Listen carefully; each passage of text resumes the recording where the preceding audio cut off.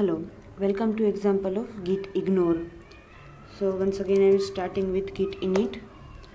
Now Git Ignore is useful when you want to ignore few changes or when you want to ignore files or some folders. For example, log files which you don't want to trace, which you don't want to commit. In that scenario, Git Ignore is going to help you.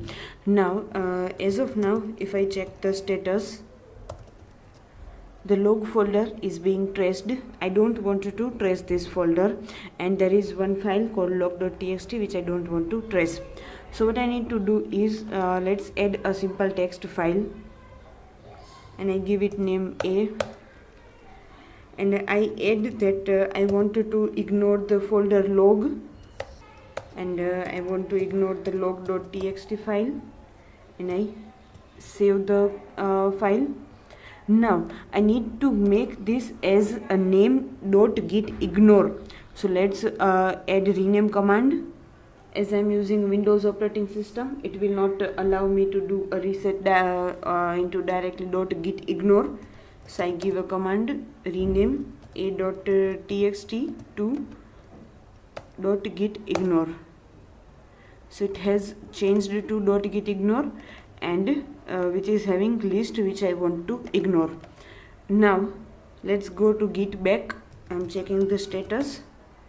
So fine, one git ignore file is there. Now I need to make a commit.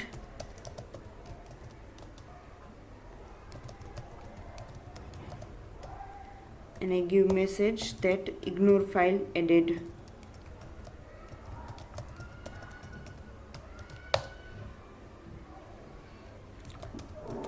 Now let's make some changes to the log file. I am pasting sample lines over here. I have saved the changes, and I go back to my Git. Now if I check the status, if you can see, there is nothing to commit. Work directory is clean. So whatever changes I make over here, I save the file, but if I check, there is no changes in this file.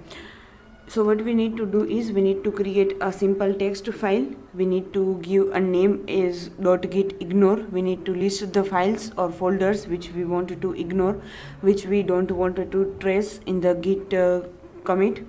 Once the file is added, we need to make a commit for that .git ignore file. As I'm using the Windows operating system, it will not allow me to give a name starting with dot. So I have used the command prompt to give it proper name, so that to avoid any type of errors. So it was example for git ignore. Thank you.